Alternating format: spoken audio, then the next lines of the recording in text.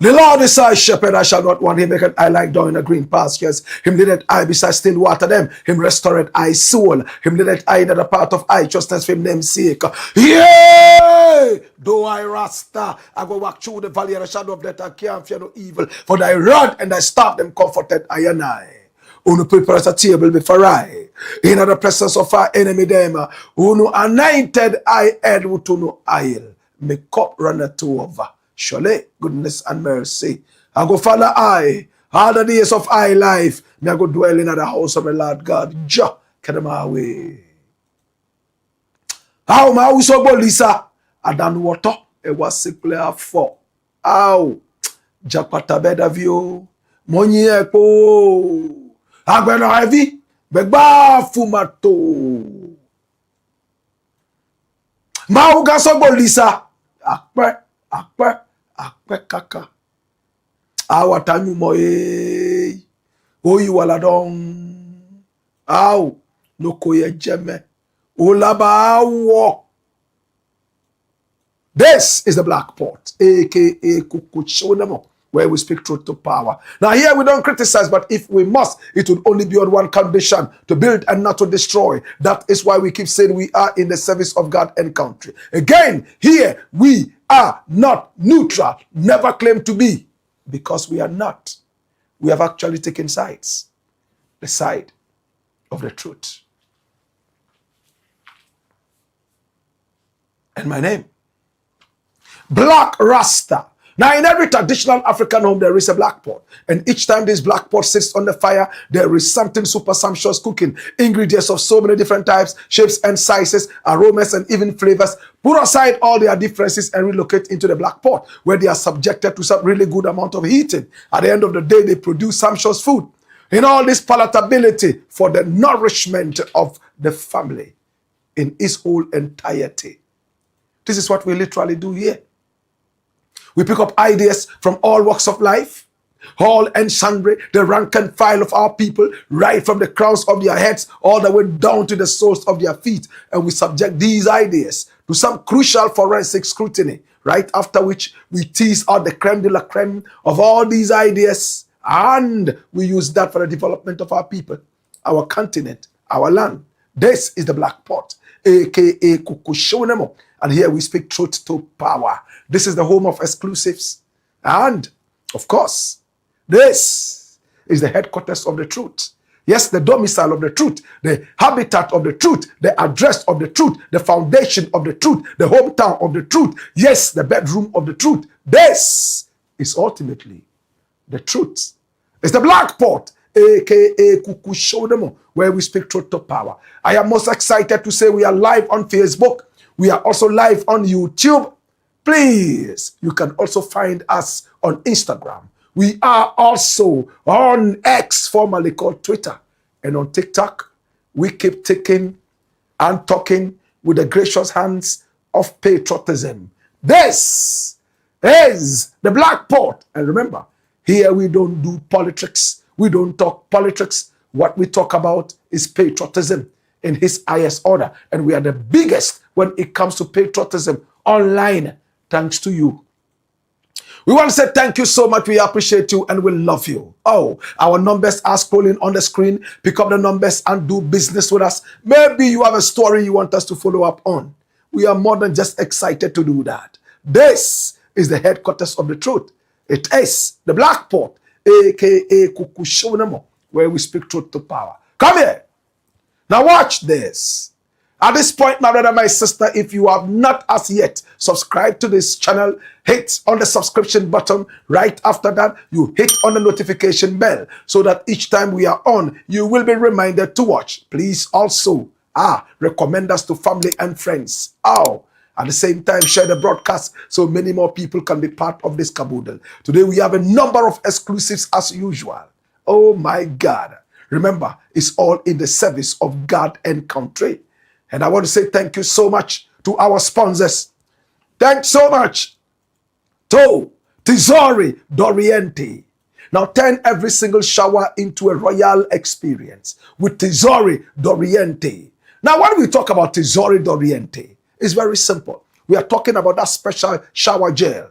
Yes, Italian technology coupled with African raw materials, giving you that soft, smooth, silky, a long-lasting oriental fragrance, premium quality, made super available and affordable. Oh my God have mercy. What are we talking about? Now pour a little bit of Tesori D'Oriente in the middle of your palm. Shake up the bath water and see it lather into a rich foam. Let it nourish your skin. It also repels all undesirable insects from your skin. And above all, it makes your skin glow like the morning sun. And it makes you have that fragrance that smells like heaven. Yes, the Garden of Eden. My brother, my sister, it comes in several fragrances. We have the Ikigai, we have the Karma, we also have the Persian Dream, we have the Royal Oud and the Forest Therapy. Oh my God, and even more. My brother, my sister, this is Tesori D'Oriente. Oh my God. Premium quality, made affordable. Is proudly distributed in Ghana by Daddy Ash Limited. And for bulk purchases and inquiries, call Daddy Ash Limited on 0244 772599. This is Tesori D'Oriente. Oh my God. We are also sponsored by the kind courtesy of Millennium Insurance. And when we talk about Millennium Insurance, we're talking about your trustworthy partner. Can I just warn you, my brother, my sister, it's not every insurance that is an assurance.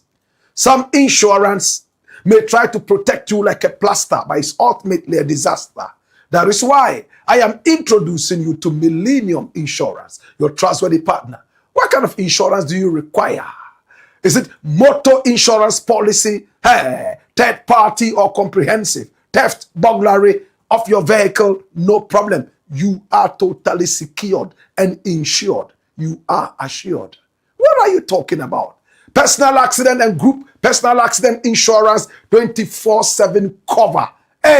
And even disability and deaths in the family, no problem. You are covered by your trustworthy partner. Visit our sales portal at sales.millenniuminsurancegh.com. And our numbers are on the screen. We have offices dotted all over Ghana. Can I tell you more? Are you traveling? Do you need travel insurance? Certainly you do. Please fall on Millennium Insurance. We'll take you there safely and bring you back safely. And make sure you are secured and insured. Your trustworthy partner. Oh God. And in times of disaster, you are more than just secured. Floods, fires, tsunamis, volcanoes, and even earthquakes, no problem at all. You are insured by your trustworthy partner. Now, the good thing amongst many from Millennium Insurance is very simple.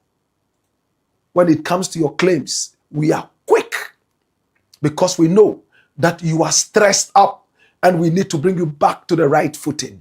That is why we are masters of claims. We make sure that before you even come to us, we have heard the predicament and we rush. Yes, we heck into your call. Millennium Insurance. Visit our sales portal at sales.millenniuminsurancegh.com. And everything is everything. I am proudly insured by Millennium Insurance. My trustworthy partner, your trustworthy partner, is the Blackport, aka Kukushonamo, where we speak truth to power. We are also sponsored by the kind courtesy of Lemfi. Now, when we talk about Lemfi, We are talking about transferring money from outside Ghana into Ghana. Are you transferring money from America, from Canada, from Europe? Hey, it's been made easy for you. Now you don't need to run and go find a certain building. You queue after sweating like a pregnant alligator before you send money to Ghana. It's all in the past. Now you don't need to send money to Ghana and wait and be making calls over and over to find out if the money has arrived. It's a thing of the past. LEMFI, is faster than AI. What are you talking about? Hey, look, with LEMFI, we encourage you to come closer to technology. Hey, when you make your transfers, they arrive in just seconds. No transfer fees. And you get the most competitive rates. That's what we're talking about. You get your money in your Momo account right there in Ghana or your bank account.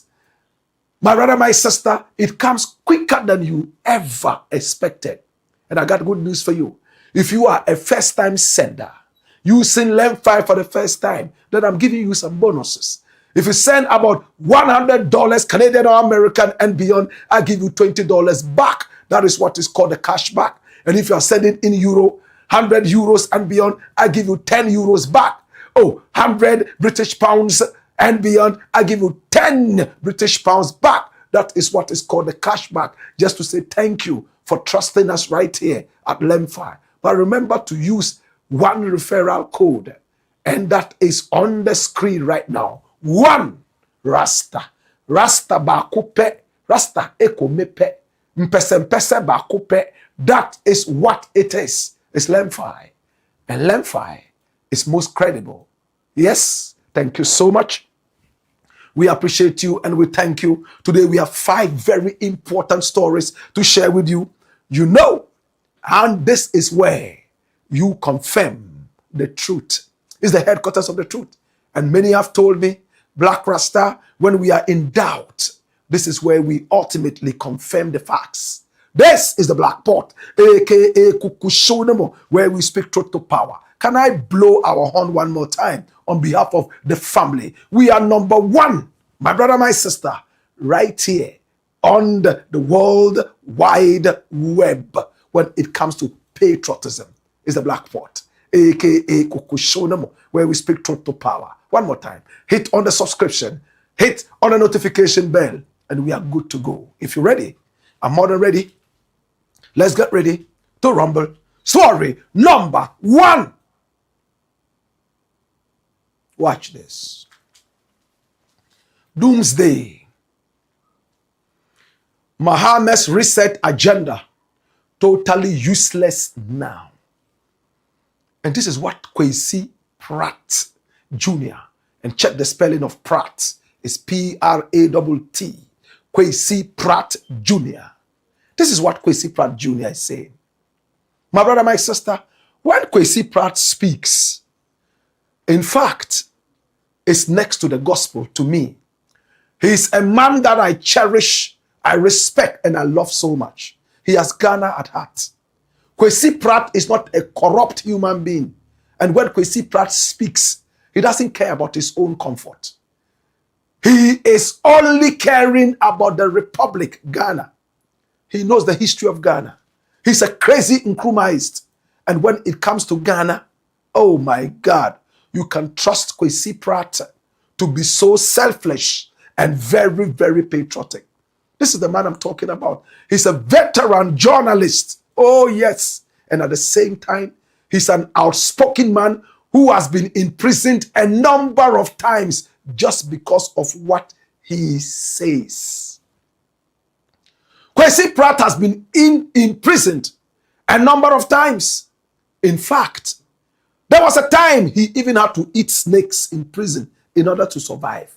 He's learned a lot of things in prison. And when you sit with him, he would wash you with a plethora of experiences, prison-wise. He's a gentleman that I love. Now, he has his daughter serving in the NDC government in the office of the Vice President, Professor Nana Jane. But that does not stop him from critiquing the NDC if he thinks that it has to be critiqued. This is KWESI Pratt Jr. Oh my God. I came across a tape and it blew my mind. KWESI Pratt talking about the recent agenda. Yes, the reset agenda of the NDC. Now, what is the reset agenda? President John Dramani Mahama is promising jobs, accountability, prosperity. This is the NDC 2024 manifesto. Jobs, accountability, and prosperity. My brother, my sister, so far so good. The economy is doing so well. We voted for the nation to be reset. After the dwarf and his demons came out of hell and messed up this country, we told ourselves it was time to reset the whole country. There was corruption. There was little to write home about in terms of the whole prosperity of the nation. And we gave John Dramani Mahama the mantle so that he'll be able to run the nation on the agenda of reset. And when he got into power, my brother, my sister, in less than 6 months, the economy started to breathe properly after being suffocated, strangulated, and asphyxiated. My brother, my sister, the economy is back on the solid footing. Many people thought that Mahama was working magic because this was unprecedented. How would a nation that has been so strangulated all of a sudden resurrect like Jesus Christ and Lazarus? Oh my God. Many people wondered. But it happened in broad daylight. Before Ghanaians could recover from the shock, oh, the reset agenda was happening and even rolling up more into space and time. Many continue to clap for John Dramani Mahama. But all of a sudden, KWESI Pratt has spoken. He thinks there's a problem. What is the problem? Let me not take the wind out of the sail of KWESI Pratt. Let's go straight into the studios and listen to KWESI Pratt. It is a short statement, yet punchy and powerful. When we return, we will make our own delivery. Watch this. To be honest, I feel very sad for President John Dramani Mahama. I mean, the betrayal of President John Dramani Mahama is monumental. Yeah, that's true. There's a gentleman who came to the people of Ghana and said, look, there are problems with the country and I want to solve the problems in the educational sector and health sector and so on. He proclaimed a reset agenda. And he appointed people to assist him to realize that objective. And many of the people he appointed to help him to realize that objective, they don't just care. They don't care about reset. They don't care about restructuring the economy. They don't care about anything. All they care about is replacing him. What? Poor Mahama. Poor Mahama. And he's sitting there being held hostage. You know, and he's not been able to crack the whip. And they're dancing around him in circles and making nonsense of all the proclamations he has made. It's unbelievable. Visit the NDC social media platforms and see what is happening there. Who is talking about how to achieve the 24-hour economy? That's not their concern. It's about who is going to replace Mahama. It's so sad, it's unbelievable. So the people he appointed to help him to leave a legacy are saying to us that, oh, don't worry, very soon he'll become a lame duck. That's what they say. Yeah. They say, oh, by next year he'll be a lame dog. You have no power. We don't have to respect him. So let's start our campaign.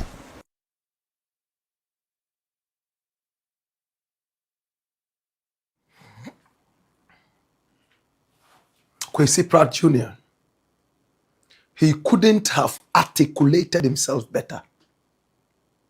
Hey, the accounts have a saying that I love so much. Yes, he said, "Openyin tifie na oshe ma nkwala wi na nka ye kai no nka wifo a ye kai no ka ho." When an elder sits at home, aloof, whilst children are busily eating python meat, when python meat eaters are counted, the old man or the elder would also be counted amongst.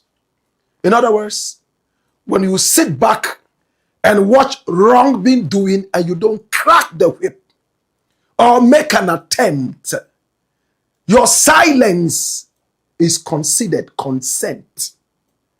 That is what our Akan people are telling us, and that is what KWESI Pratt is re-articulating.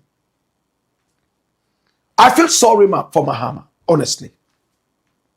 I feel so sad that a man who came in with so much energy, that he was bold enough to say we are going to reset this whole agenda.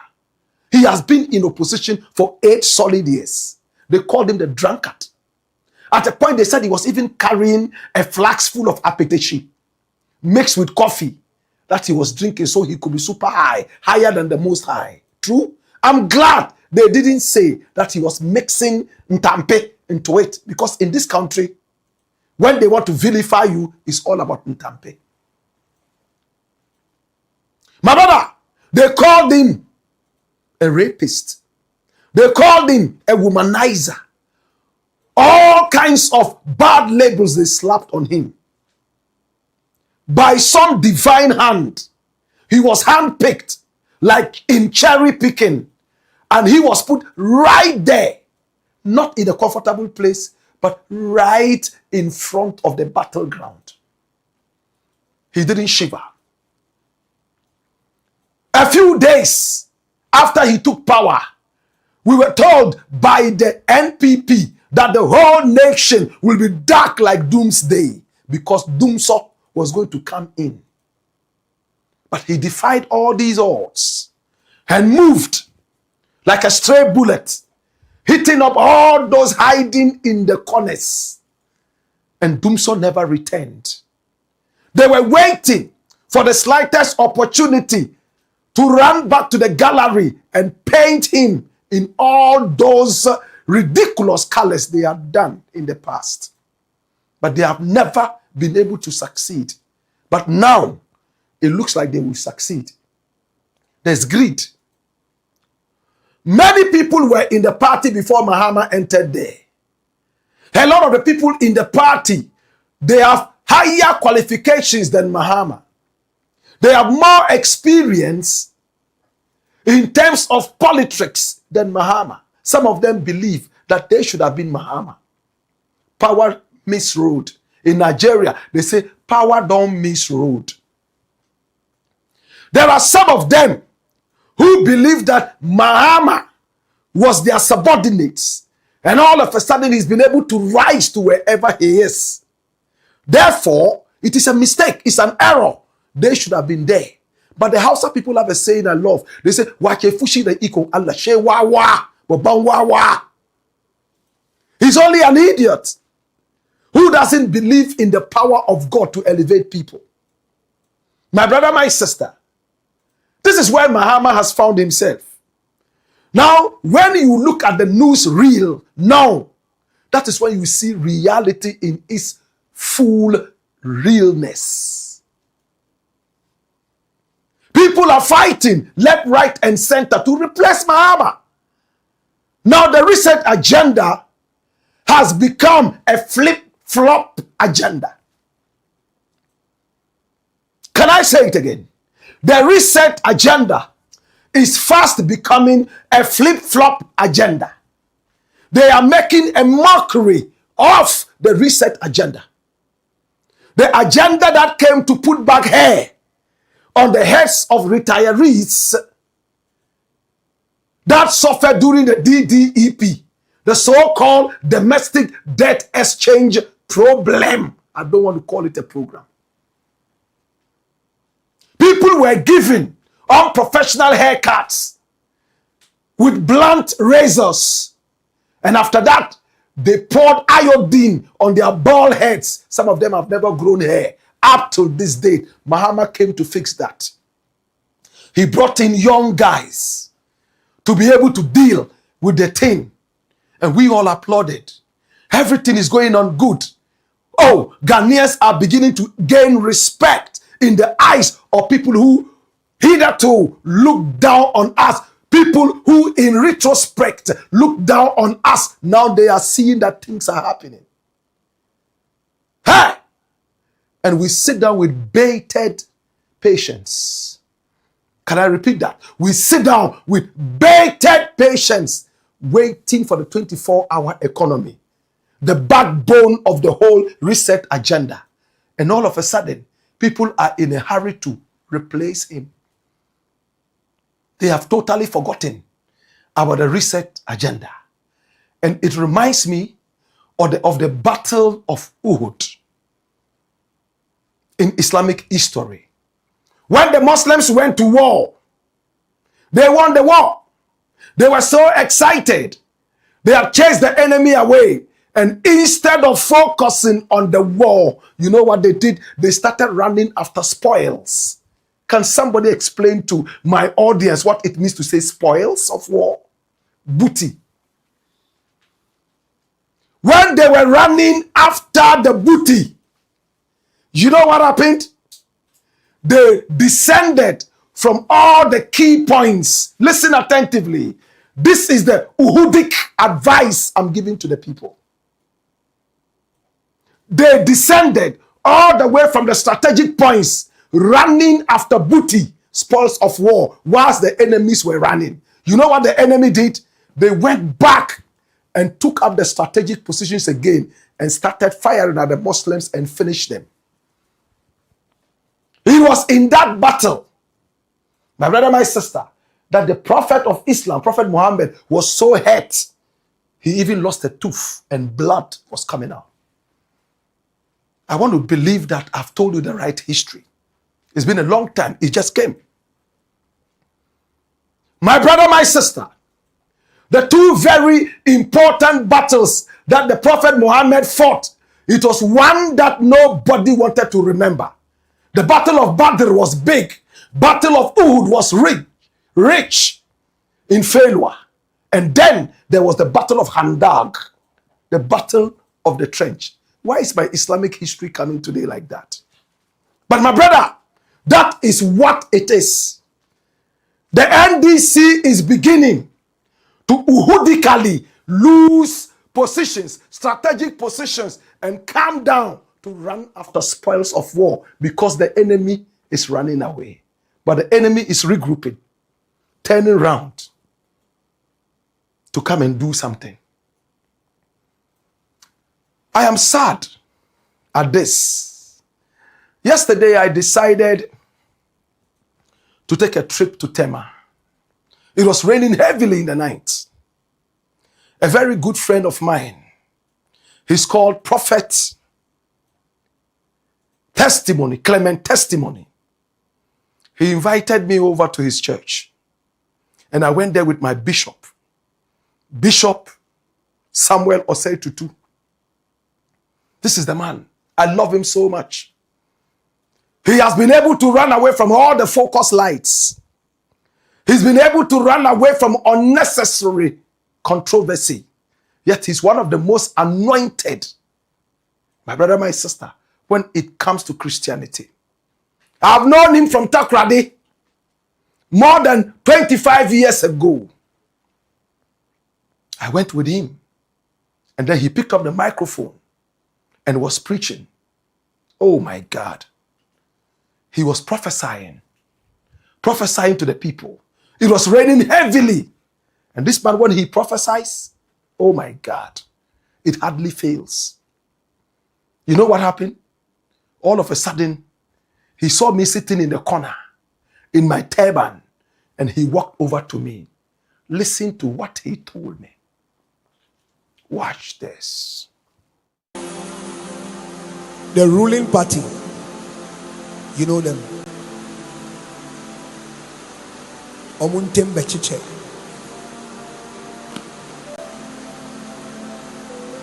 Tell them it will become very strong August, September. It will become very, very strong. There will be so much hatred for each other.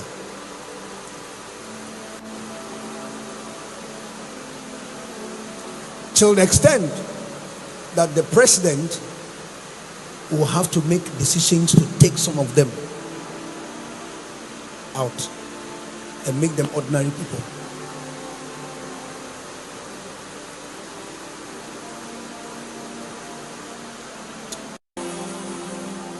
The ruling party, you know them.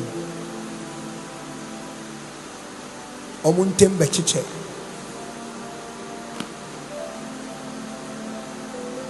Tell them it will become very strong August, September. It will become very, very strong. There will be so much hatred for each other.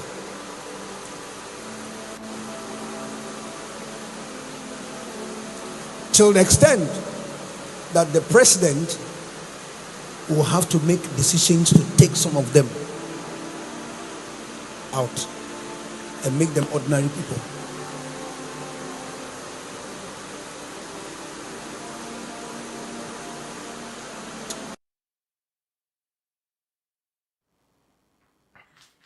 Bishop Samuel Osei Tutu, he was just prophesying. Then all of a sudden it hit him. Many other people have said the same thing. My brother, my sister, it looks like the NDC is in a hurry to return into opposition. Greed, the Uhudic sickness, Uhudic, Uhudic sickness. Leave your strongholds and descend and be running after spoils of war when the war is not over. My brother, my sister, this is what we're talking about. KWESI Pratt says he feels sorry for John Dramani Mahama, a man who genuinely wants to see Ghana grow, a man who genuinely wants to leave a strong legacy. My brother, my sister, and right now his own appointees have started factionalizing. They are building factions, factionism, cliquism, in order to oust him.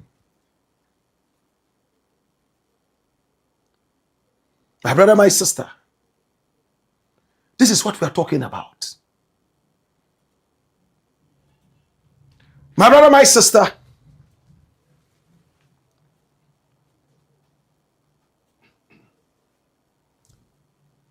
it's sad.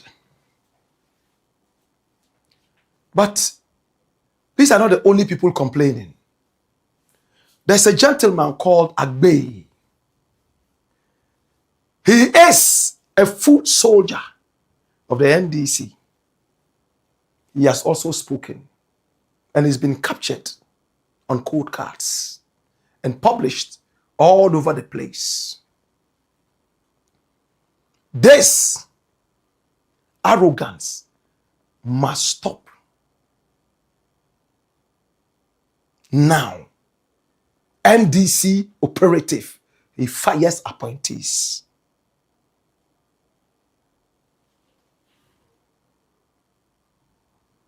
I want us to listen to KWESI Pratt one more time.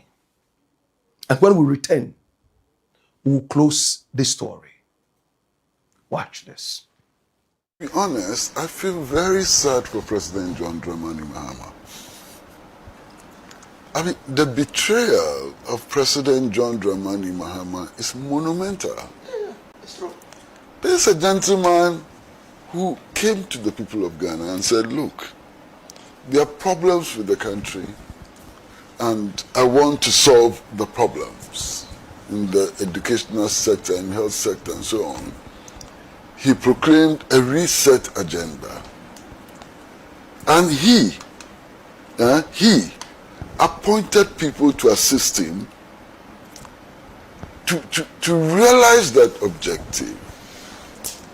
And many of the people he appointed to help him to realize that objective, they don't just care. They don't care about reset. They don't care about restructuring the economy. They don't care about anything. All they care about is replacing him. What? All they care about is replacing him. They don't care about the agenda. They do not know that when the agenda succeeds, it gives them a brighter chance and more time to be able to achieve whatever they want to achieve. But they are so much in a hurry. But this is disrespectful to the president. And I agree with KWESI Pratt. It is time to crack the whip. Now the bishop prophesied in church at the Word Life Revival Ministries in Tema, Community 20, Abattoir, just opposite Abattoir. My brother, my sister, made it clear that by August, September is going to be terrible, that the president would have to remove some of the big shots from the positions he has put them in order for the country to get better. I can't wait for that time. It doesn't matter whether you believe in prophecy or not. It is not about prophecy. It's about what is going on right now. KWESI Pratt is speaking our minds. If we all don't stand up and fight all these dirty appointees who are just interested in replacing Mahama, listen, when the building is falling, it won't fall on their heads alone. We all are happy the way Ghana is going. If we sit back and make it a partisan issue, the NPP is happy that, oh, let this thing happen so we can come back. Listen, the whole nation would collapse on our heads. And if we are all dead, we will see who is going to come and campaign and win elections. That is what we lack in this country. We are in a hurry to see a government fail because we are in a hurry to come in. And when we come back, we are trying to make it work. And once it's not working too well, this other one in opposition is working so hard to see you fail. So it becomes a cyclical action of foolishness and lack of patriotism. What else can I say? Well, whatever it is, I pray that President Mahama will crack the whip now and not wait until it is far gone. The reset agenda is not an NDC matter. It is a national issue. Nanado and his boys destroyed the nation. They reduce us to junk level economy. We don't want them here. Let them go far away to hell where they belong. If Mahama is here, all those people who have the ambition to replace him, my brother, wait and succeed him. Don't replace him. Do you know the difference? Those who are in a hurry to replace Mahama, be wise. Wait and succeed him. Don't replace him. It's a black pot, aka Kukushonamo. And here we speak truth to power. Story number 2. Watch this. Wow. Why Hanan is crying over EOCO'S new attack. And this is exclusive. We all know Hanan Abdul-Wahab Alodeba, don't we? The former boss of NAFCO, aka Buffer Stock. It was established about 16 years ago. March 2010 was when the Buffer Stock was actually established in this nation. 7 years later, he became the boss. Oh yes. In 2017, he became the boss of the National Food Buffer Stock Company, NAFCO. Not many Ghanaians understand what this is. But look at the catchphrase down there, the hashtag. It says, safeguarding food for the nation. This buffer stock thing was the same thing Joseph did in the Bible in Egypt. What did he do? In bumper harvest, he gathered all the food, stored the food for the rainy day. And when droughts came, hunger came, he opened up the barn and allowed people to now eat. People came from all nations to come and benefit from that. This guy probably did not understand that he was the Joseph of the generation. Or better still, he was supposed to be the Joseph of the generation. This is Hanan Abdul-Wahab Alodeba. Now, let me take you through empirical facts. Let's look exactly at what the buffer stock is all about. Run the dossier and see. My brother, my sister, watch this. The National Food Buffer Stock Company, NAFCO, has 4 core functions designed to protect local farmers, stabilize food prices, and guarantee Ghana's national food security. Hey, my brother, this guy was even bigger than the president of Ghana. He was supposed to be, but he probably didn't see it. Number 1, price stabilization and floor pricing. Guarantee minimum price, GMP. NAFCO meets with stakeholders every harvesting season to set a standard floor price, low price for key crops like maize, rice, and soya beans so that nobody would go beyond that price. Anywhere in Ghana and everywhere in Ghana, beans will sell the same amount, rice will sell the same amount, maize will sell the same amount. Did we achieve that? That is what is called the floor price. Now, protecting farm gate value. This pricing mechanism prevents private middlemen from buying crops at exploitatively low prices when there is a market surplus or a bumper harvest. That's what it means. So when there's a bumper harvest, people would go into the market and then they try to buy these things low and later sell high. No. They are supposed to give them the ceiling price. The first one is the floor price. Now this second one is the ceiling price. You can't buy the crops beyond this or below this amount. Now, income security, it guarantees local farmers a reliable return on their investment, encouraging them to keep farming in subsequent seasons. This is buffer stock. Number 2, post-harvest loss mitigation. Grain mashing, mopping up. That's by NAFCO. NAFCO actively purchases excess grains from local farmers during peak harvest periods when supply outstrips immediate market demand. So they buy more in case there's so much harvest and there's plenty tomatoes out there. They buy the excess and keep that, waiting for the rainy day. The same thing Joseph did in Egypt. Scientific preservation. Now, the company stores these grains in specialized temperature-controlled warehouses across the country to prevent spoilage, pest infestation, and rotting, and finally releasing stock. Now, during the lean season, underline that, the droughts, when people are hungry, famine, like in the Bible, Joseph, my brother, then they will release the food. Alodeba probably did not see the power that he was holding. Flip. Now, the final one is management of national strategic reserves. And that's important.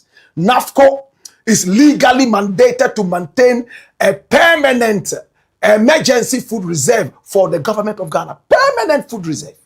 Under no circumstances should there be any shortage of food in Ghana. And that is the mandate of NAFCO, established in March 2010. Now, disaster response. Now, this reserve is heavily relied upon to feed citizens during national crises, such as droughts, floods, or unexpected border closures. And finally, national security. Now, the reserve ensures the country remains self-sufficient and food secure without having to rely entirely on immediate foreign food imports during global emergencies. This is a powerful thing. Public institutional supplying. And this was where the alleged criminal activities happened. Here. Now, buffer stock or NAFCO operates as a primary distributor of food commodities to all public secondary schools under the free SHS program. That's the work of Alodeba. Via the NAFCO.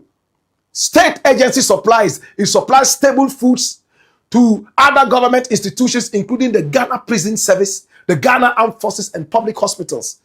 Promoting local industry by law, NAFCO prioritizes purchasing from Ghanaian farmers to fulfill these large-scale institutional supply contracts. This is NAFCO. Hey, I'm glad we have gone through this. Now let us look at what my very good friend Hanan Abdul-Wahab Alodeba did. In 2017, Nana Addo Dankwa Akufo-Addo put him there. He was one of the most qualified. He came all the way from the Upper East region in the Boku area. We have told you so much about him. My brother, my sister, he grew up in poverty. Stark poverty. Now he got the opportunity to serve his nation. So young. And he got into it. He saw loopholes. My brother, my sister. And Ioko came out after his service to say how much he was able to accumulate illegally, still allegedly from the people of Ghana. The matter went to court. It was dragging. And Ioko looked at it and said, you know what? Ghanaians need a speedy trial. If we want to continue with this, it will take another 20 years. We are not interested in the case. We have dropped all charges against you. And he was happy. Attorney General withdraws all charges against accused persons. Abdul-Wahab and his wife, Faiza Wuni, in ongoing prosecution. They probably were getting ready to come out and go to their malam and thank him for all the sacrifices and prayers. Right at the gate, they were arrested again by EOCO. Former NAFCO CEO Hanan Abdul-Wahab and his wife re-arrested moments after being discharged for allegedly stealing over 78 million. So, the jubilation was short-lived. EOCO took them in again and started questioning. In no time, they got bail, went away, and now there is a new summons. A new one. My brother, my sister, and many Ghanaians have seen it. But how many Ghanaians have looked at it properly? What is the X factor? What is behind the scene? We have it here. Ex-NAFCO boss Hanan and wife back in court after 20 charges of alleged theft, fraud, and money laundering exceeding 60 million. And this is 17th May, only yesterday. Okay? This is Hanan and his wife. Today, we're going to tell you what you have never heard all your life. This is where all the exclusives are. Can we go into it? Now let's look at the summons. So you would see that we have it and we have taken our time to read it. My brother, my sister, and this is what is in the courts.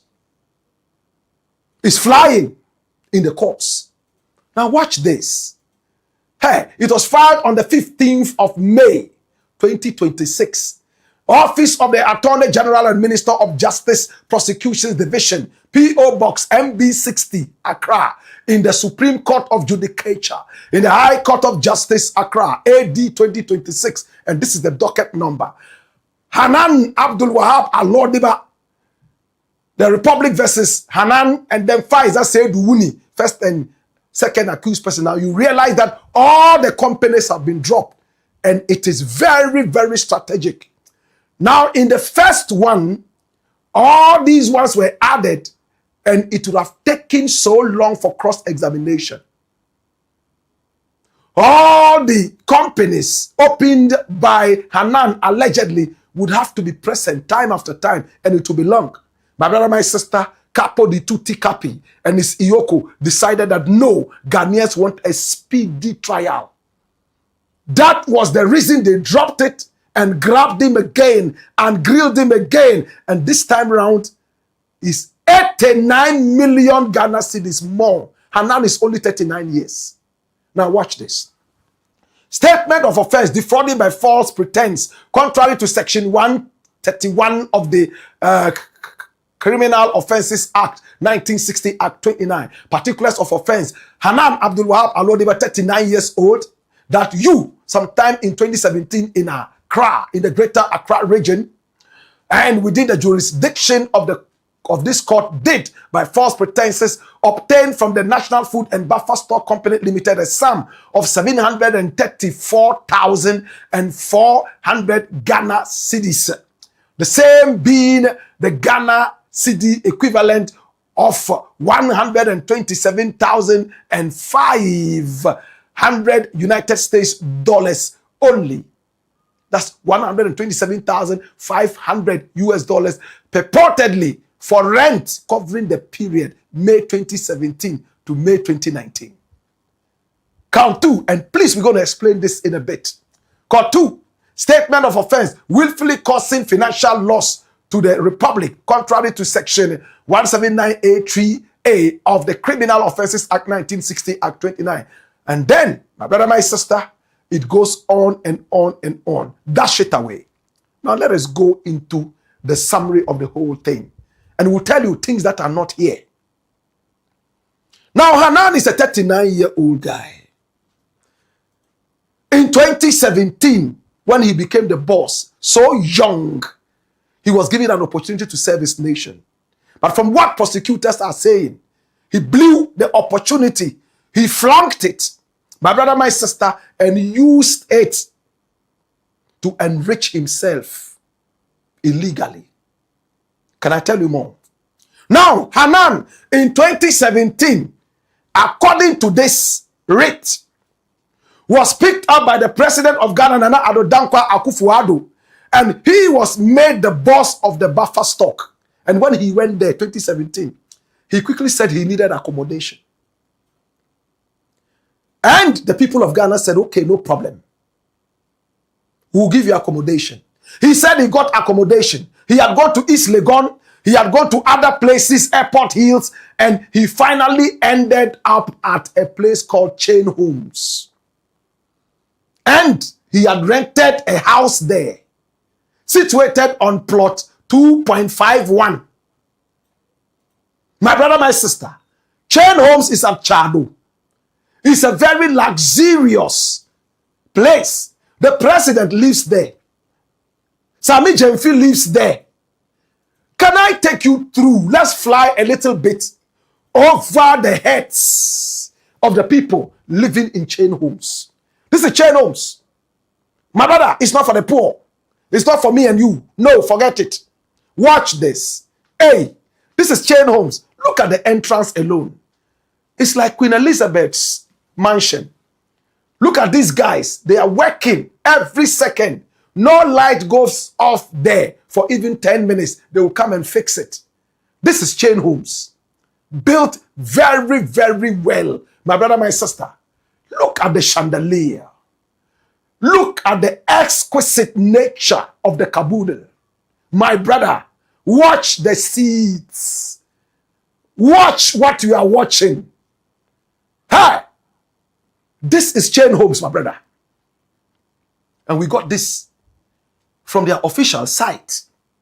My brother, my sister, it's not for the poor. This is where Alodeba decided that he wanted to live. And of course, living here is not cheap, my brother. But the president, Nana Addo Akufo-Addo, understood that he had given him a yeoman's job. Dash it away. Yeoman's job. He was the Joseph of the land. So whatever demands he made were met so that he'll be able to deliver. So plot 2.51, he was there, and each month he was paying 5,000 American dollars, an equivalent of about 50,000 Ghana cedis. He stayed there for 2 solid years, 2017 all the way to 2019. And he ran to the president. Mr. President, I've lived in chain homes for 2 years now. I need my money to be paid back to me. It all amounted to about 127. My brother, my sister, 1,000 American dollars. 127. Do the mathematics. $5,000 a month times 24 months. What would you get? You get about 120. But in all, whatever they added in there, it came up to about 127. My brother, my sister. And he took all that money. Unbeknownst to the president of the republic, Hanan was actually living in a government bungalow at North Ridge. He was not at chain homes. It was a government bungalow, according to prosecutors. My brother, my sister. And he lied to the people of Ghana that he was living in chain homes and was paying 5,000 American dollars a month.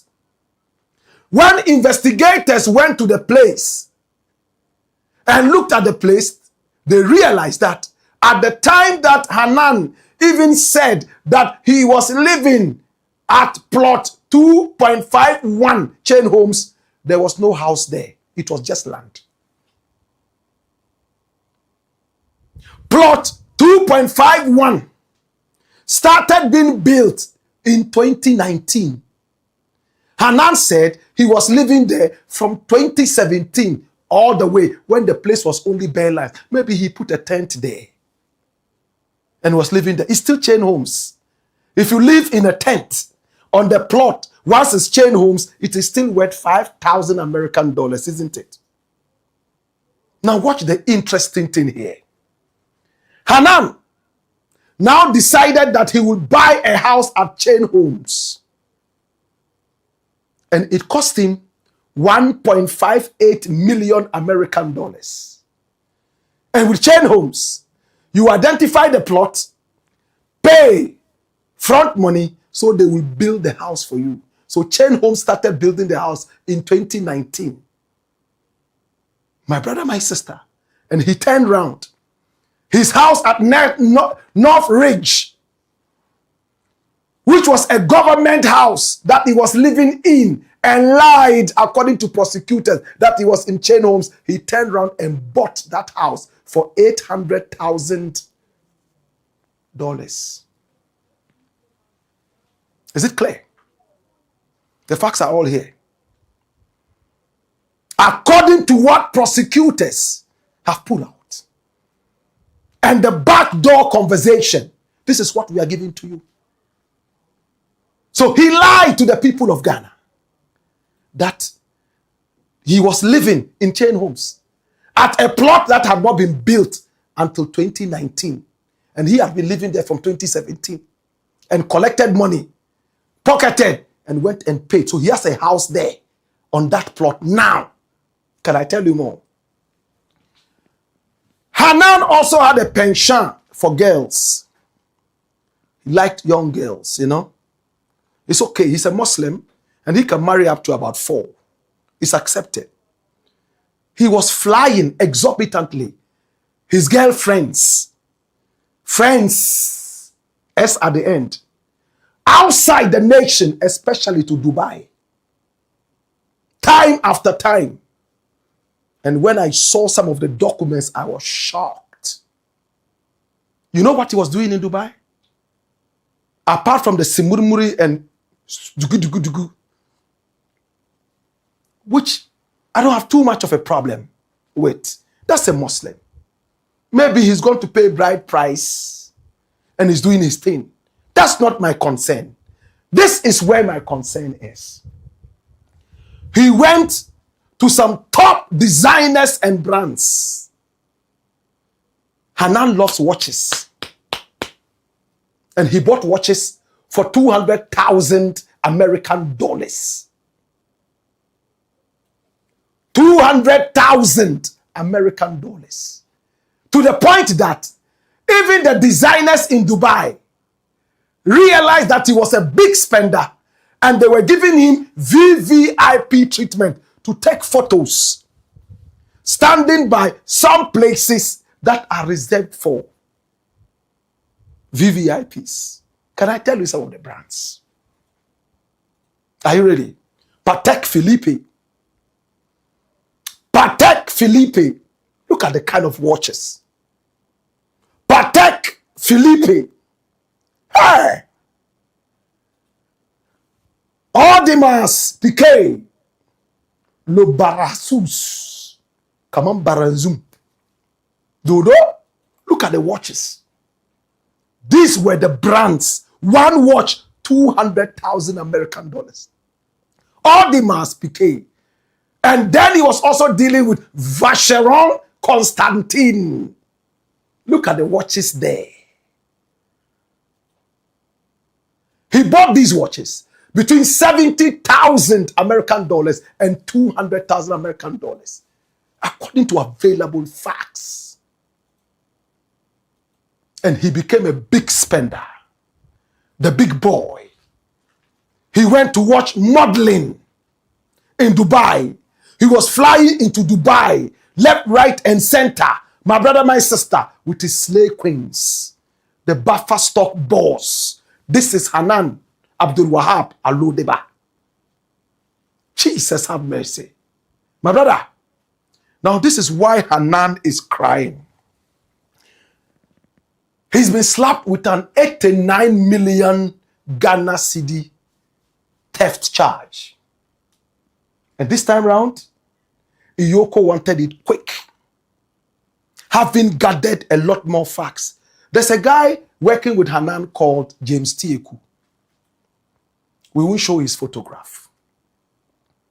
But he's called James Tieku. He was working with Hanan. Hanan knew him all the way from the north, Tamale. So they knew each other. He got himself into buffer stock. And Hanan approached him and asked him to open an account. And told him that he needed him to be a supplier for buffer stock. It's illegal for you to be working at buffer stock and be a supplier to buffer stock. No, sir. But they opened the account. And the company was called Sortina. Hanan had a lot of companies, from Energy Partners to Fauza Company Limited, Alodiba Enterprise, Alkani, Fauza Ventures, and then, of course, Alodiba Foundation, and then this one here called Sortina. And prosecutors believe that he was laundering money left, right, and center. See how he did it with Sortina. He got this guy, this James guy, my brother, my sister, to open the account. And he put the James guy there. The James guy never supplied anything. Dash it away. Never supplied anything. Yet every now and then, Alodeba will call him and say, these millions are dropping in the account. Sign the check. Bring out the money to me cash. So it was just a conduit pipe for Hanan to make money. Do you understand? He used that boy. Millions passed through the account to the tune of about 89 million. Every time, go and withdraw the money. And he will not even think about bank charges. If it's 10 million that has arrived, bring me all 10 million. He won't think about bank charges. And the guy was losing money. He got him to open the account. And he was using this to take money from the account, according to what prosecutors have. The guy Finally, out of the 89 million, he can only remember Hanan giving him only about 20,000 Ghana cedis. He used him. And my brother, the guy is angry. He realized that he had been used. He probably did not play his cards properly, patriotically. But whatever it is, that is why this case is different. He is the guy who is a prosecution witness against Hanan. So Hanan is going to be in court, standing face to face with his former employee. In fact, can I tell you something before we close this? The guy used to be Hanan's boss when they were in Tamale. I told you Hanan was from a poor background. Okay? He was Hanan's boss. But when Hanan got the buffer stock thing, the tables turned. He became the boss, and this guy became the subordinate. 20,000 Ghana cedis.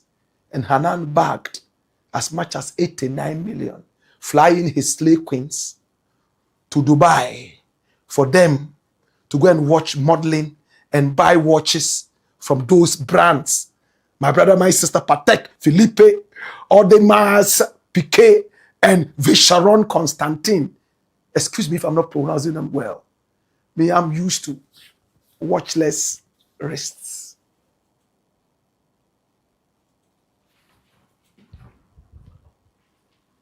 This is going to go fast. And we are expecting that in no time, this will be done. Hanan is crying that, this guy has decided that he would be a prosecution witness. And there's one more. I am happy when evil is punished. If Hanan is guilty, may he suffer for what he did against Ghana. If he is innocent, may he walk, as we say in all cases, is the black pot. AKA Kukushodemo. I remember where you heard it first. This is where we have the X Factor. This is the home of exclusives. Hey! Hey! Kai! Woyo!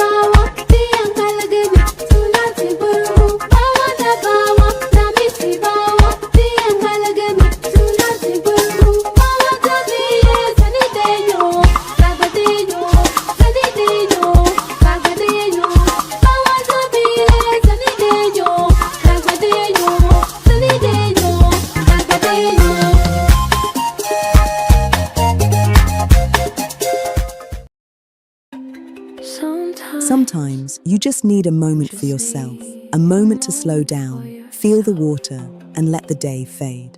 Tesori is more than just a shower. It's a moment of pure calm, smooth, creamy, and relaxing. With forest therapy, Persian dream, royal oud, thalassotherapy, ikigai, fior di loto, and karma, all in convenient 500 milliliter bottles. There's a Tesori scent to fit every mood, every moment, every kind of you. Feel the lather on your skin. Breathe in the aroma. Let stress melt away and just enjoy the calm. You don't just feel clean. You feel refreshed, confident, and yourself. Tesori d'Oriente. Luxury is a feeling. For bulk purchases, contact Daddy Ash Limited on 0244 772599. Tesori d'Oriente.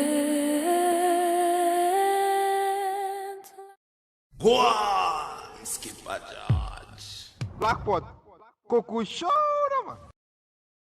It's the Black Pot, aka Kukushonemo. and here we speak truth to power. Please share the broadcast. If you have not as yet subscribed to this channel, hit on the subscription button. Right after that, hit on the notification bell so that each time we are on, you will be reminded to watch. And please recommend us to family and friends. This is the headquarters of the truth. Oh yes.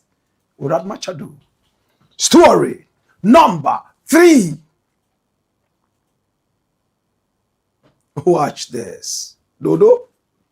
Wife cries as Dr. Sledge finally gets hit with EOCO'S sledge hammer. Wife cries as Dr. Sledge finally gets hit with EOCO'S sledge hammer. Oh, she's called Evelyn Nana Ama Osei Bonsu.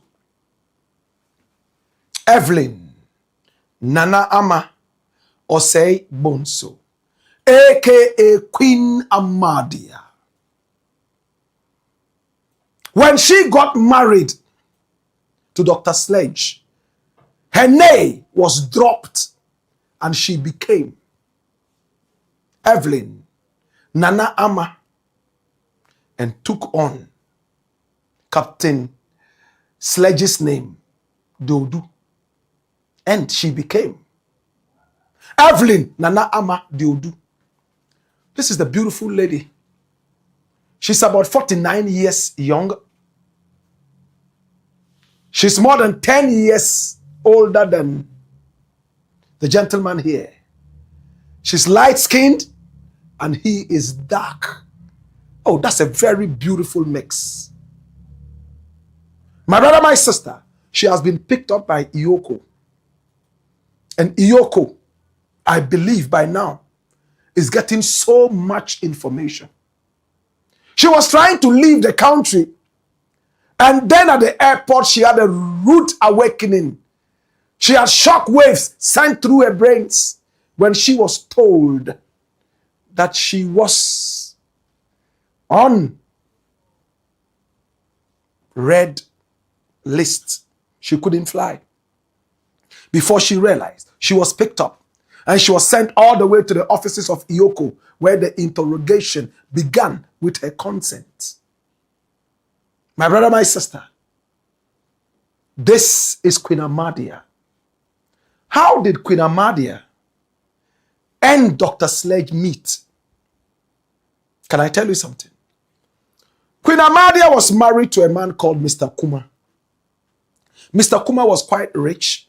He was okay. They had 3 children.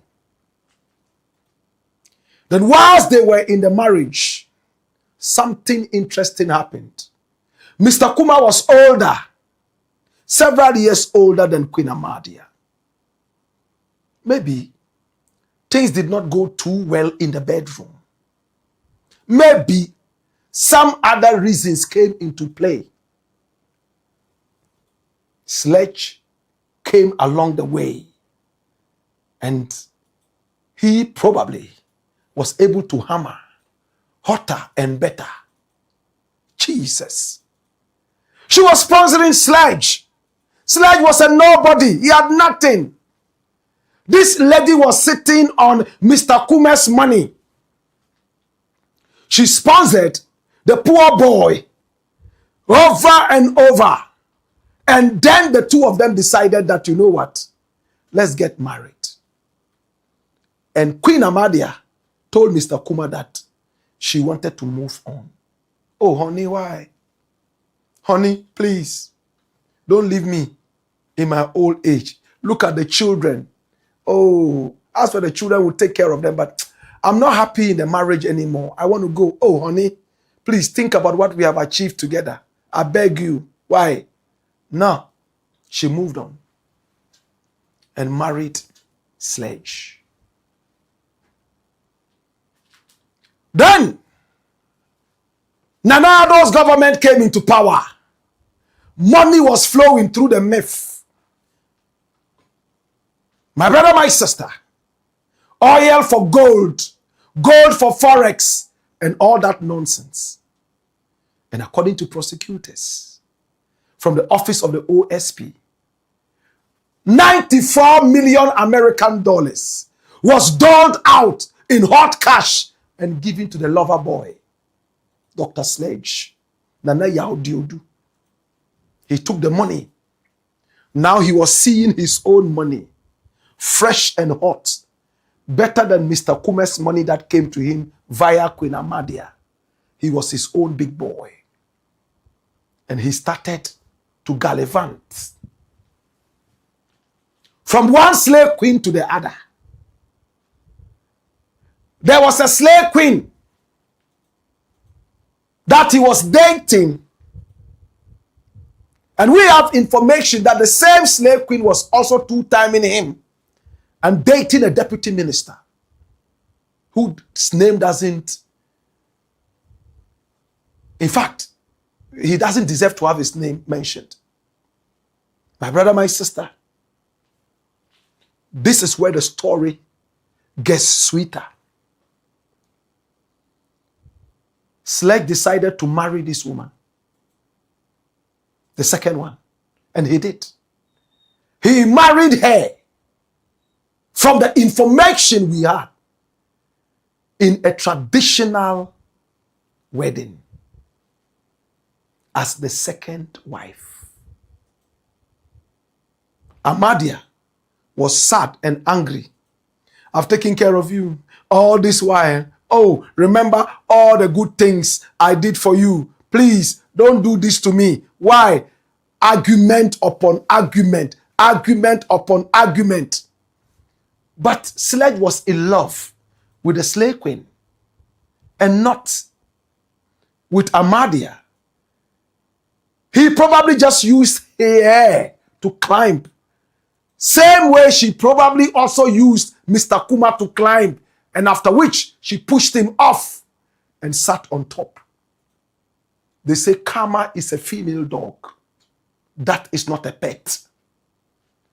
Whoever thinks karma is a pet will be beaten in the wrong places with poisonous teeth.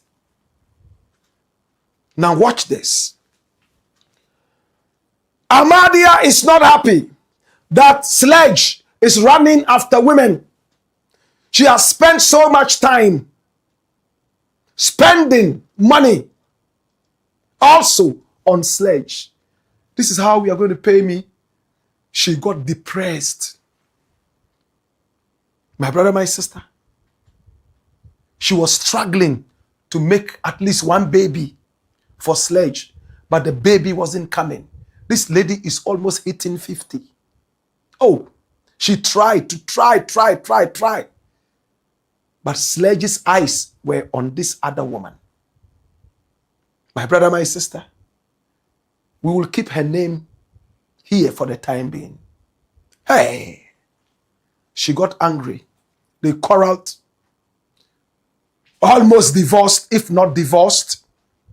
And when she was on her way out of the nation, she was grabbed. We are told that her account is loaded with probably some money tainted with meth, M-Y-T-H, meth. Meth, you know what meth is? Not M-I-I-F. And for that matter, Ioko is interested. And when she got into the camp of Ioko, Dr. Sledge started shaking. Hey, now that me and this girl are fighting. Hey, now that me and this girl are almost divorced, if not divorced, now that I've told this girl straight away that is the other slave queen that I like, hey, what is going to happen? Is she going to reveal all the secrets to Ioko? Okay, what I'm going to do, I'm going to send my lawyer to represent her so that at least the lawyer would know and guide her so that she doesn't blow my top. And sent the lawyer. Now, when the lawyer went, Amadia had already read the style and the plot and kicked that lawyer away and said, you know what? I don't need a lawyer. We are told that threats even came to the lady. If you make a mistake and go and say things about Sledge, if you say this, if you say that, because she and Sledge had done a lot of things together, allegedly. So calls, messages, anonymous were hitting the lady, warning her not to say things that will incriminate Sledge. But they say when an arrow goes deep in there, it's difficult to pull out without pulling out vital organs. It looks like that arrow is already in there. And Sledge knows that this is what it is. If you don't understand it, forget about it. It looks like this time round, Dr. Sledge has been hit by EOCO'S sledgehammer. And again, if he is guilty of causing financial loss to the state and beyond, may he suffer for the evil. And if he is innocent, may he walk. It's the Blackport, aka Kukushonamo, where we speak truth to power. Story number 4. Watch this. I want that useless judge to dare mention my name. AFENYO-MARKIN. Hey, I have never seen politicians attack judges like in this time. There's a judge sitting at Circuit Court 9 that AFENYO-MARKIN is so angry with. And he has called him a judge who has not read law. He has used unprintable words on him. First and foremost, who is this guy called AFENYO-MARKIN? He's the leader of the micro-minority in parliament. He's doing everything he can to remain relevant. His party has already passed a vote of no confidence in him, and they want him out. These are the last struggles of a dying animal. You know, you see, he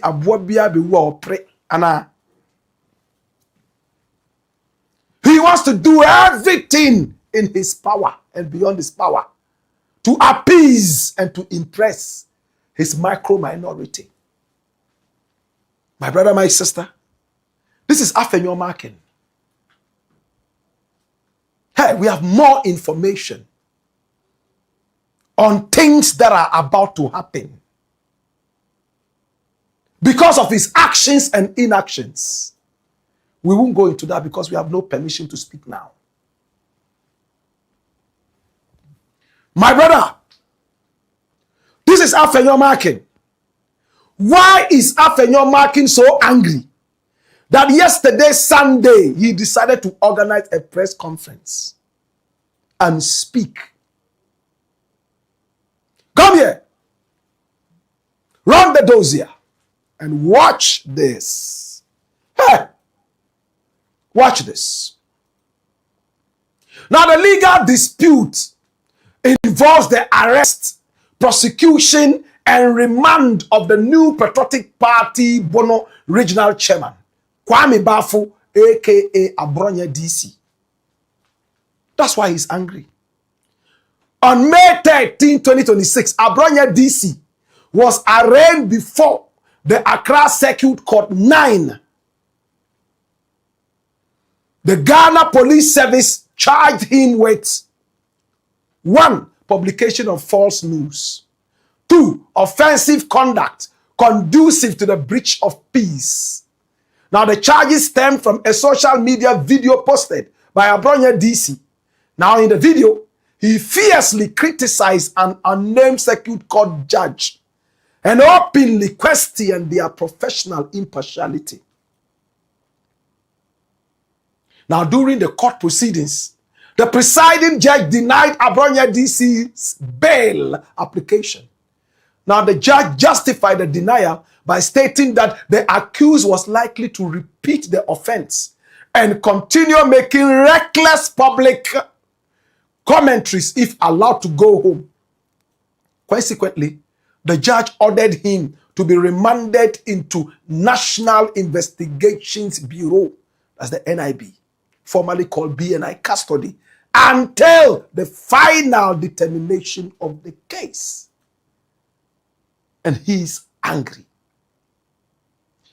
Alexander AFENYO-MARKIN organized a press conference at the NPP headquarters on Sunday, yesterday, May 17, 2026, to condemn the court's actions. He laid out 3 primary arguments against the decision. 1, misdemeanor status. He argued that the offenses Abronya DC was charged with are simple misdemeanors under Ghanaian law, making an indefinite remand drastically disproportionate. 2, abuse of bail laws. He noted that under Ghana's Criminal Procedure Code, Act 30 and Act 96, judges have clear discretionary power to grant bail. He argued that refusing bail purely to prevent someone from speaking in is an unconstitutional violation of personal liberty and free expression. Political bias. AFENYO-MARKIN accused the judge of harboring partisan motives, calling him an NDC judge. He warned that the judiciary was being weaponized under the current political climate to target political opponents. This is Alexander AFENYO-MARKIN. And after that, what happened? AFENYO-MARKIN directly challenged the judiciary, stating he would continue to voice his disrespect, underline. He would continue to voice his disrespect for the ruling until the law was properly upheld. He explicitly dared the judge to cite him for contempt of court, declaring he was perfectly willing to be jailed to defend constitutional rights. Dash it away. He said he wants to be jailed. Cite me for contempt.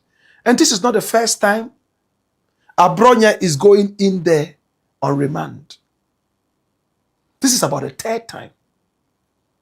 And the judge at Circuit 9 is probably His Honor Samuel Bright Aqua. Did I get the name right? Yes.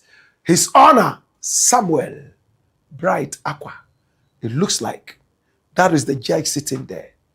Because in AFENYO-MARKIN's statement, he said the judge is about to retire. And that judge looks like he's retiring anytime soon. Let's listen to AFENYO-MARKIN at the NPP headquarters throw out this vitriol. Watch this. That judge has no respect for his own judicial oath. I don't think he read the law. That Circuit Court 9 judge, I have no respect for him.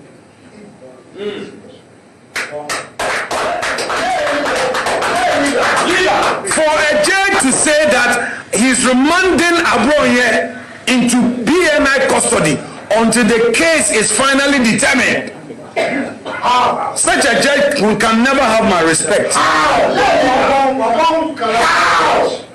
I pray that he summons me for contempt. Yes. I will continue to disrespect him until he upholds the law. He's gone beyond his judicial function, and it is not his first. It's as if he has been selected purposely to achieve this. He doesn't talk law. I don't know whether he ever passed his law exam. It's a shame. It's a shame on the judiciary. And my Lord Bafuboni must pay attention to this. For whatever it is, it's about his legacy. I'm told by December he will be 70 and he will be gone. Is that the legacy he wants to leave? After Tokonu was booted out of office and all manner of accusation leveled against Tokonu, is that the judiciary Yes. The judiciary, they said they were going to reset. Is that the reset where a judge will say he is remanding an accused?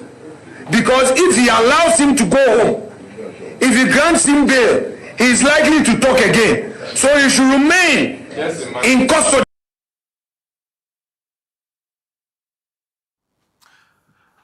This is Alexander AFENYO-MARKIN. It is his duty to defend the law because he's a lawmaker. But he himself seems to be unlawful. He slapped a policeman. He's never had the decency to apologize to the policeman. And he's going around lying that he was kicked or is it slapped? And he even almost comatose. They had to pour water on him. Such a person will never find justice on earth and even in hell. If this guy finally goes to hell and Satan is accepting people in there, you know, hell is in compartments. The VVIP compartment is the hottest part of hell. That's where he'll go. With Nanado and all those crooks.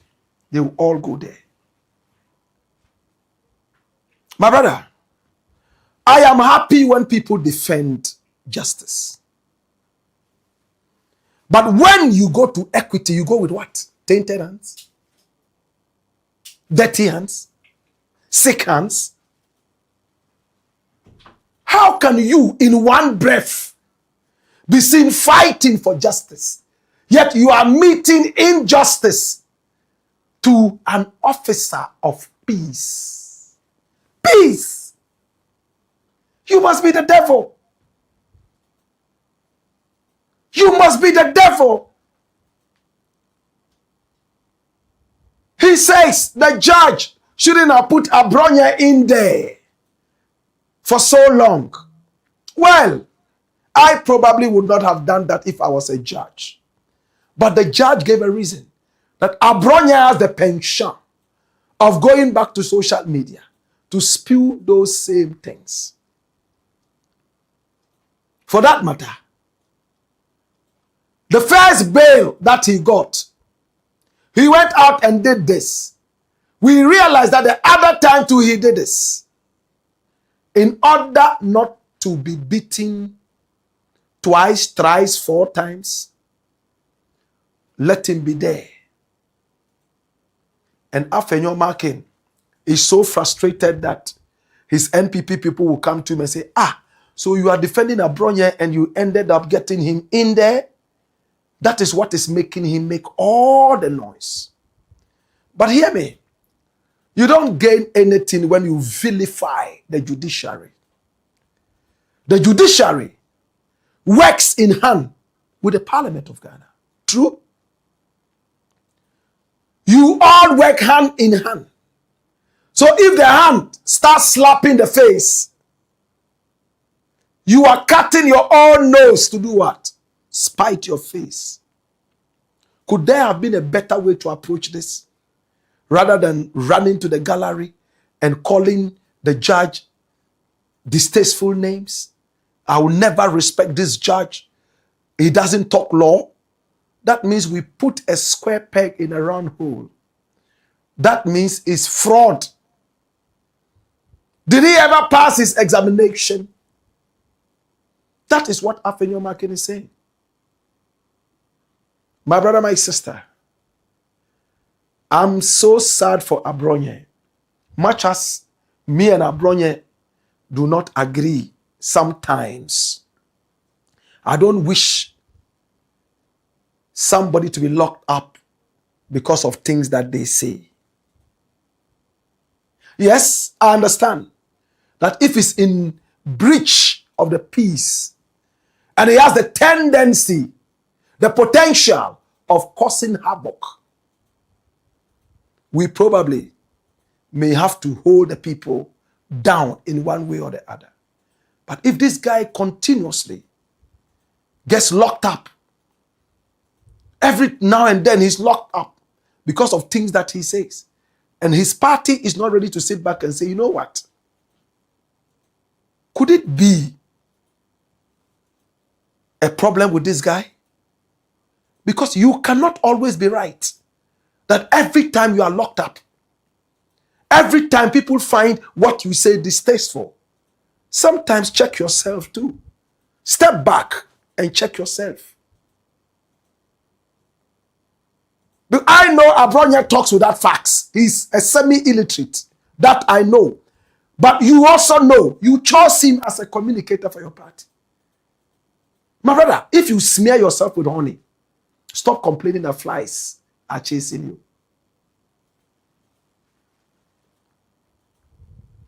I pray that Abronya becomes a better person.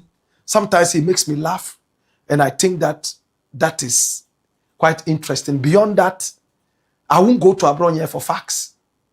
Whoever does that, does it at his own peril. And the MPP knows that Abronya doesn't have a scintilla of facts. He's not a respecter of facts. Yet they put him there. Why? Because of the hot insults. Today in Ghana, party communicators are not necessarily brainy people.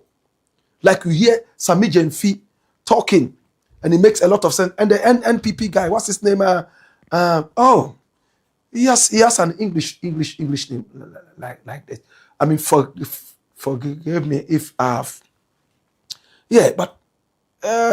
oh my God, I'm trying to remember his name. But he's one of the communicators. I think he was in the camp of Baumia recently as the chief, communicator. You know?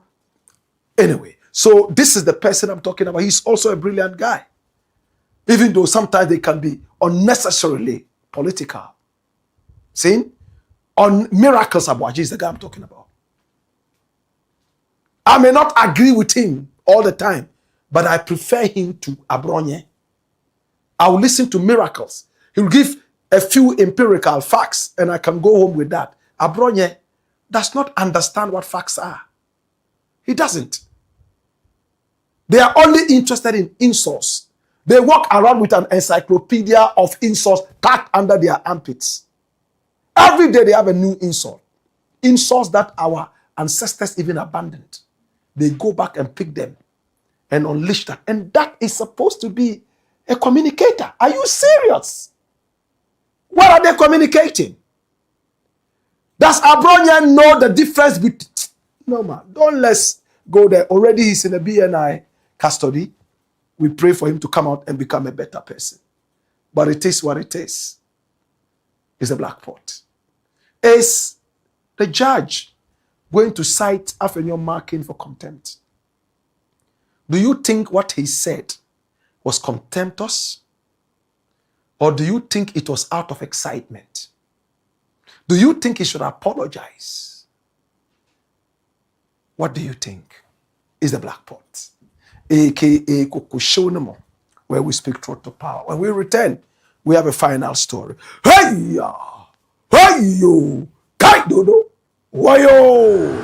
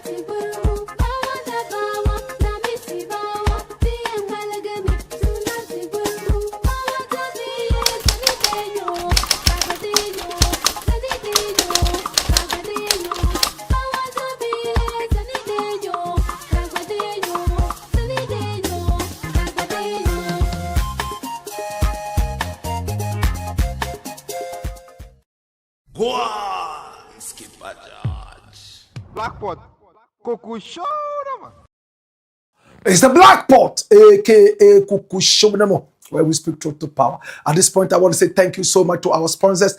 Thank you so much to Tesori Doriente.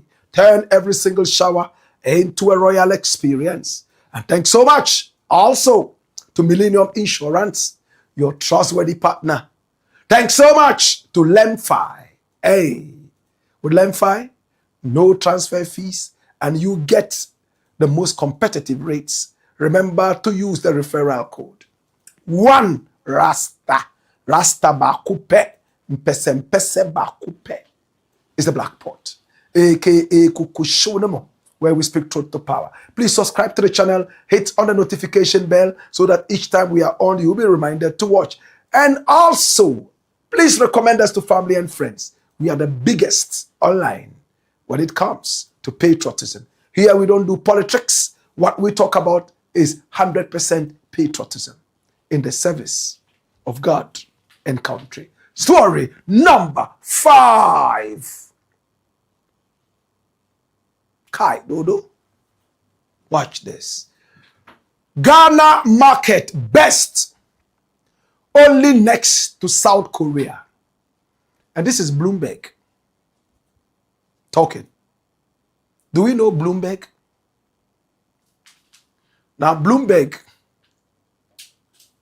is known around the world, my brother, my sister, to be credible. Sometimes I find them incredible. But a lot of the times, a lot of people depend on Bloomberg for news. Bloomberg just posted on X something that has excited a lot of Ghanaians. What is Bloomberg saying? Watch this. Bloomberg Business. 3 days ago, Ghana's benchmark stock market has risen 63.4% in local currency terms, making it the world's best performing, only after South Korea. And the emphasis are mine. Hey, read it again. Ghana's benchmark stock market has risen 63.4% in local currency terms, making it the world's best performing after South Korea. This was what Bloomberg put out. And all the news portals and outlets in Ghana are flooded with this. This is Joy News. It says Ghana's stock market gained 63.4%, making it the world's second best performing market after South Korea. My brother, my sister. Now, when we talk about Ghana gaining 63.4%, making it the world's best performing market after South Korea, we have to be excited. Hey, Ghana is doing unprecedented things in the tenure of office of John Dramani Mahama, the resetter. Hey, 3.4%. My brother, my sister, the currency is gaining a lot of value. Perched against the American dollar. My brother, my sister, we have grown from when the Ghana cedi was 17, dropped all the way down to about 10, 11. There was a time it even dropped below. My brother, my sister. And now what is happening is very simple. And that is what Bloomberg is talking about. Businesses are growing in Ghana. A lot of the things we use in Ghana are imported. So if your currency against the dollar is gaining strength, it means that with fewer Ghana cedis now, you are able to get more American dollars to go out there and trade and bring things into the country. Purchasing power has increased. And when we say purchasing power, my brother, my sister, it is the ability to buy and sell. Prices are reducing.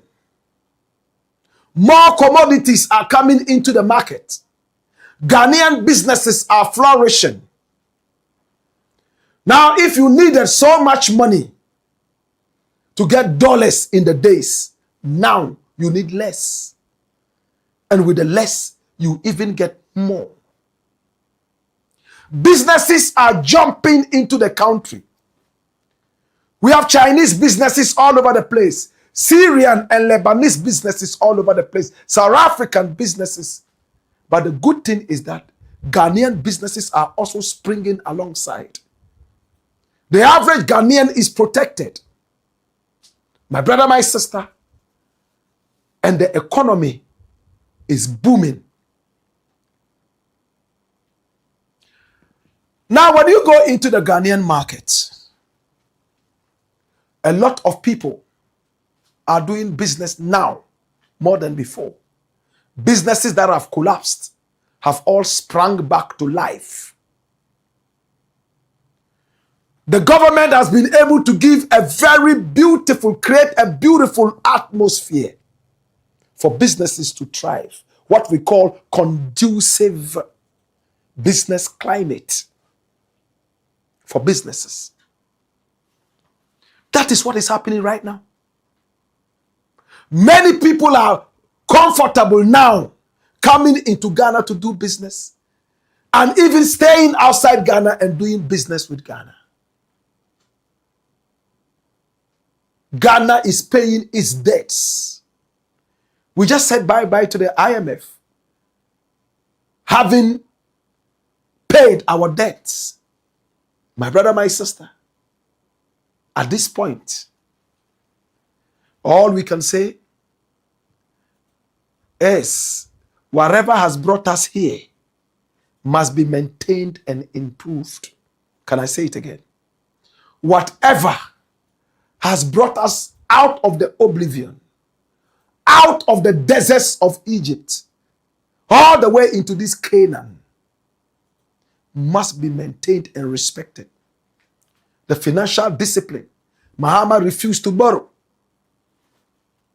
IGF, internally generated funds. My brother, and making sure, above all, financial discipline. We have to maintain all this. I want to close on this thing. If the Ghana market has grown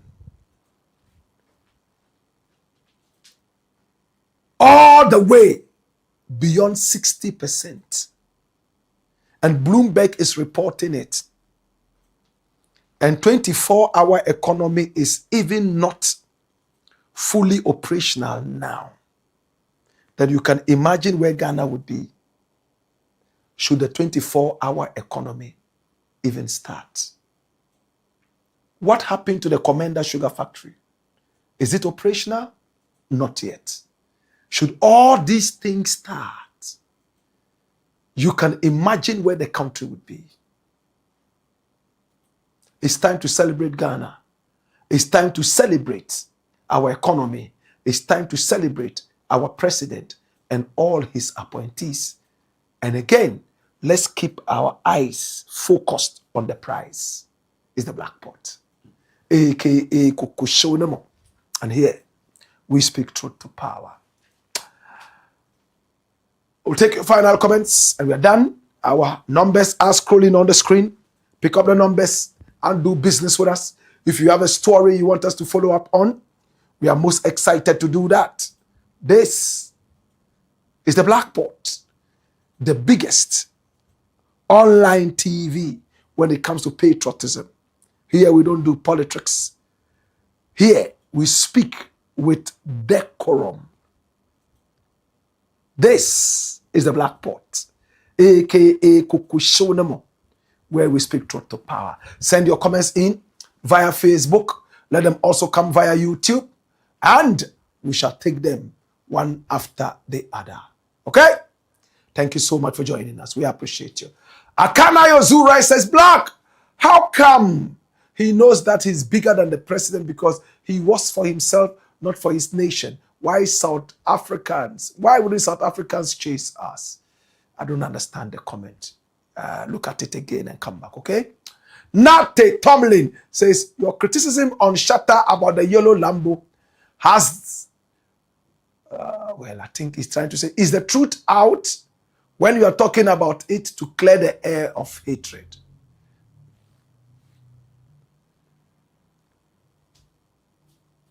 I'll let it pass.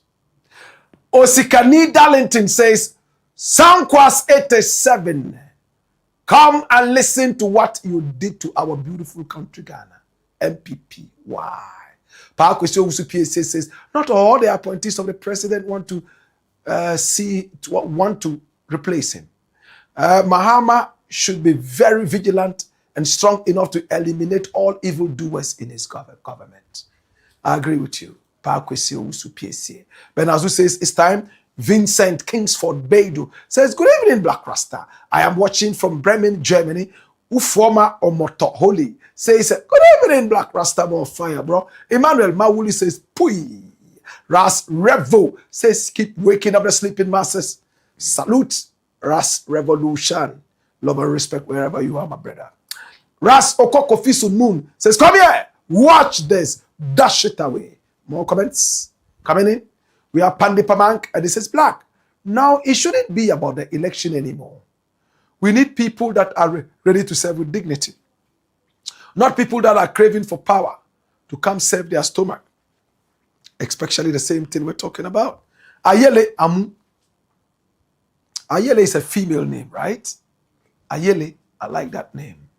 Now, Ayele, you know, and there's also Ajele. Blakk Rasta. Who did they kill in the Shatawale Lambo? Okay. It was said that it was a woman. There was a woman who was the owner of the Lambo. And then they murdered her and took the Lambo. And when the woman was murdered, they now sold it without or with the knowledge. You understand?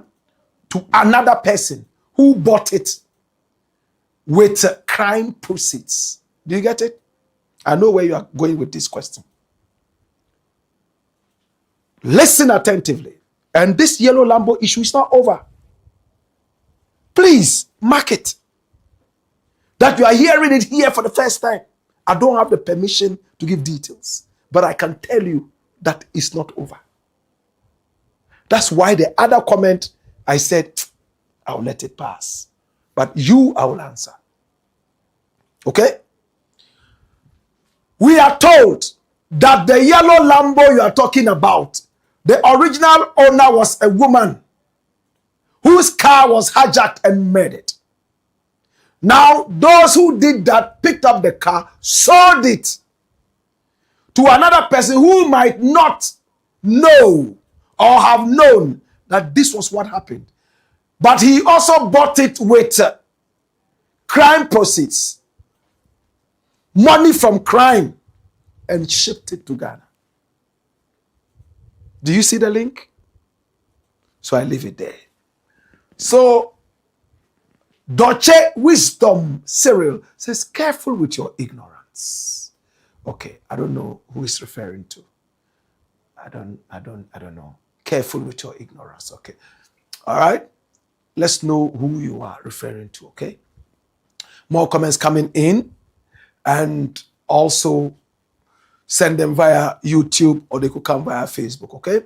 And Black Messiah says, President Mahama needs to know, working with religious folks, one needs to be highly principled and watchful, because many Judases around you. Okay, Black Messiah. How are you doing, Black Messiah? Nice to read from you. That's my brethren. Blessed love, my brother. Eric Abankwa says, volume, please. Emmanuel Ania says, I don't totally agree with KWESI Pratt Jr. Mahama has done more good since taking office. So he can't justify one bad thing and conclude on A. Emmanuel Ania, I agree that you have an opinion. But what KWESI Pratt is saying, if this continues, the appointees that we are putting there, a lot of them are joining cliques, looking at replacing you, not succeeding you. They are putting more energy into replacing you and not doing the reset. It's dangerous. Okay? That's the point he's making. Adams Tamim says, he's laughing loud. Say who? Same KWESI Pratt who said MAHAMA'S ministers he appointed are not going to help Mahama to reset the country. Now he happened to be totally opposite. Massa, don't believe that KWESI. What KWESI is saying. Okay, I hear you. Rap Thunder says the history of Battle Uhud is right, legendary, and it's very clear to the story. You are too much legendary. Salute of patriotism. Wafasiao says Ghanaians and criticism, they complain about everything. Hey, Black Messiah says President Mahama really wants to change Ghana for the youth, but his old folks in the party and his donors won't allow it, and that's how global democracy is run. Very sad. Okay, we appreciate you, Black Messiah. Wafasiao says forget those pastors. Okay, more comments coming in. More comments. Hayaru says the prophecy that the NDC will be decided is bogus. Or divided. I'm sure you want to say divided. Hey, my brother, don't take it for granted. Even on the physical, forget the prophecy. It's already happening. We just have to be careful because I want the NDC to be in power as long as it is doing the good that we are seeing right now. Bloomberg and the rest are talking. I don't want NDC to be replaced. No. But let's not be too arrogant and complacent, okay? Amato Michael says, karma really exists. Eric Abankwa says, I think the masses must be aware of money given to every executive member so we can keep eyes on them. It's ridiculous how they chop the money before we know the story. Eunice Ama says, Black Rasta, you are too much. Thank you. Black Messiah says, so with all this, why yet still not even one cockroach has been jailed? Ghana's judiciary system. Well, they are in court and things are happening. It's not about the jailing. They have been able to get money from a lot of the people who should have gone to, court. They have been able to get money with interest, a lot of that in the interest of the nation. Just to de-choke. You see the word I'm using? De-choke. Or better still, de-silt the courts. Okay? Michael Nowachi says, Ghana politicians, dear. Henry Atia says, this guy Afenyo looks like he is untouchable in Ghana. I feel the same way about his attitude too. Ameto Michael says, micro minority. Henry Atia returns and says, Blakk, look at the poor policeman's case. Nothing seems to happen to Afenyo. Why? It's sad. We want to encourage the Attorney General to push the files. Black Messiah says, fear religious folks, my people, okay? They are Ghana's biggest problem. Reason why they overthrew Kwame Nkrumah. How did religious people overthrow Nkrumah? Let me know. Or is it Kankai Nyame? Let me know. Link it so we can understand it better, okay? Emmanuel Ania says, which serious country would have all this evidence against alleged criminals and would be jailed? Hey, getting to 2 years. I have lost trust and hope in the authorities. Emmanuel Ania, I see your frustration. Honestly, I see it. But, you see, the alleged criminals, they have money to get some of the biggest lawyers. Some of them can pay their bribes everywhere. It's not going to be an easy work. If it was me or you stealing one fowl or one plantain, quick, we are there. Who is going to defend us? You understand? So understand what you're saying. Justice is for sale in one way or the other, isn't it? Henry Atia says, Baumia will come to power 2050, God willing. 2050, that's how many years from now? That's about 24 years from now. I will be how old? I'll be 92,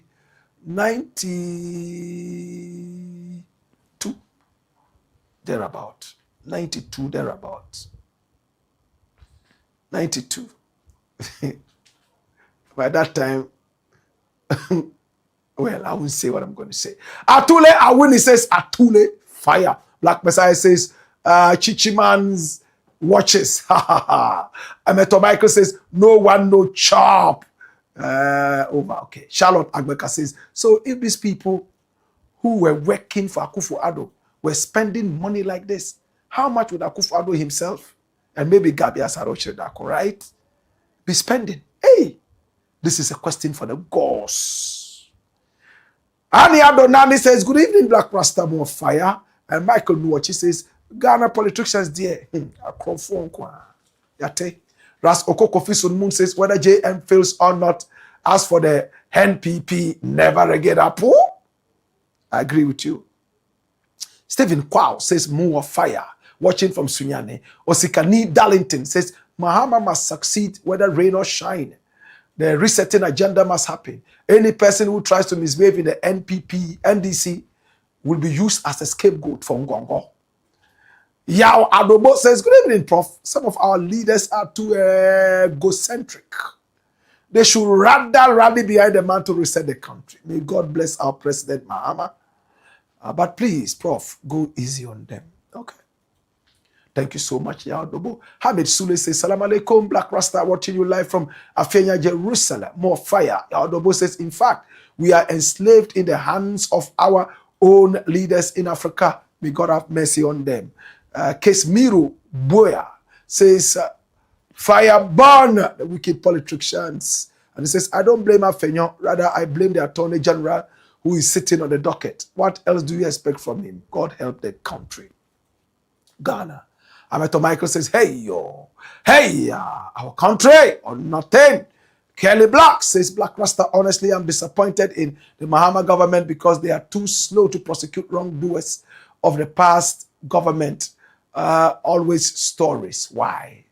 Well, it's a court process, I think, and they are doing their best. I think they are doing their best. They can do more. Yes, I agree with you. They can do more. Emmanuel Napari says, Tizore Muscho. Yes, Blackport. More fire. Wafasiao says, what matters is the economy, and it's good. I'm cool. Abdul Rahman Blog says, the dwarf and his demons.